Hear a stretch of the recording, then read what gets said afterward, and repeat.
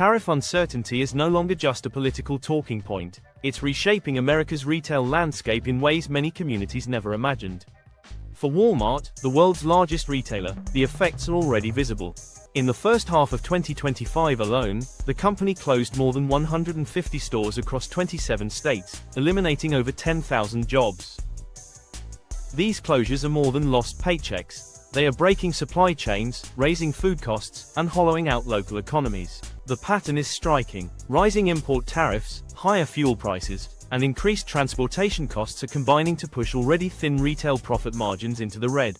In smaller towns and low-income areas, where purchasing power is limited, the equation no longer works for big-box retailers. Arkansas, Walmart's birthplace, was once considered untouchable. The company is the state's largest employer and a source of local pride. But in 2025, even here, stores in Pine Bluff, Camden, and Helena West shut their doors.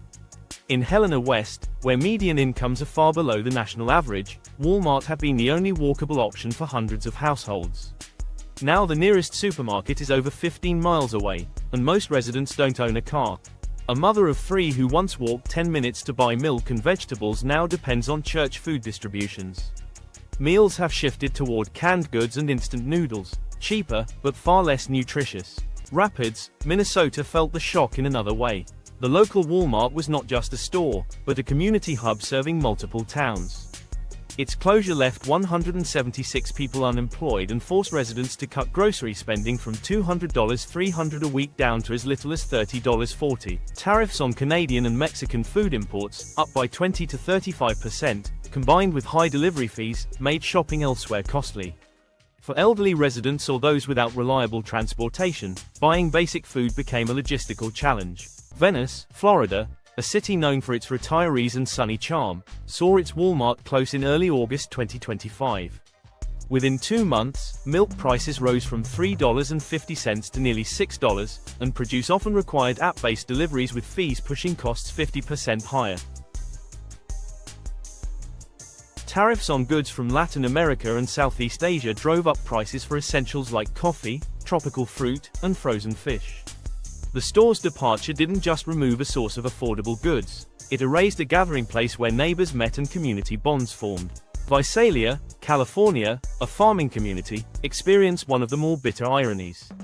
Surrounded by fields producing fruit and vegetables, residents still lost access to affordable fresh food when Walmart closed in late July. The nearest supermarket is 25 miles away.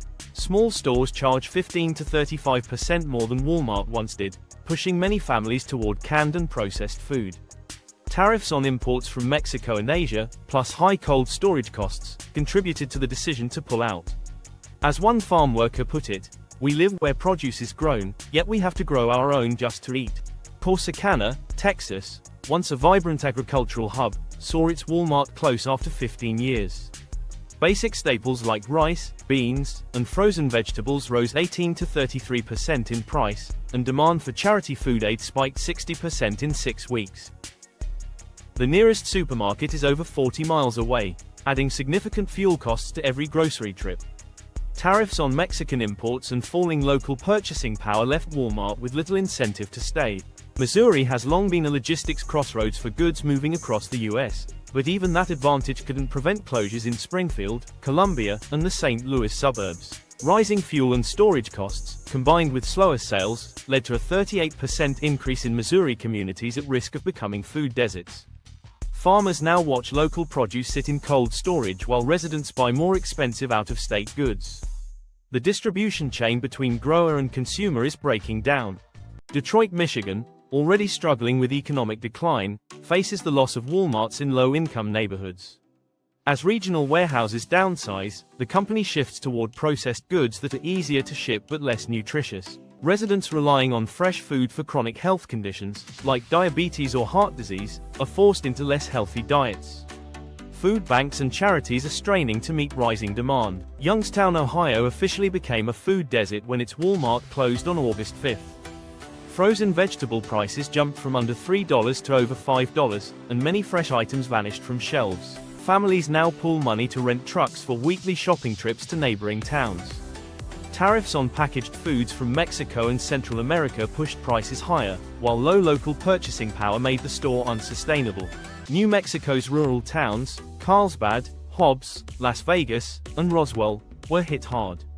For many of these communities of under 2,500 residents, Walmart was the only place with stable prices and a full range of essentials.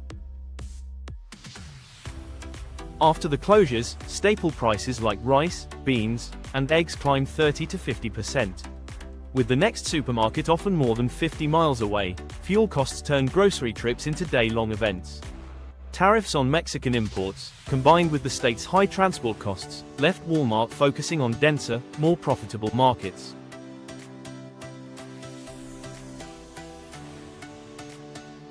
From state to state, the story repeats. Tariffs and transportation costs drive prices up. Consumers buy less. Sales fall below profitability thresholds. Stores close. And with each closure, communities lose more than just a retailer. They lose a food supply chain, a source of jobs, and a place where social connections form. The lesson is stark. When a single retailer dominates a community's access to affordable food, policy shifts can ripple through daily life with devastating speed. In low-income and rural areas, the margin between access and scarcity is razor-thin. Once that balance tips, the road back is long and uncertain. This is True State Report. Thanks for watching. See you in the next one.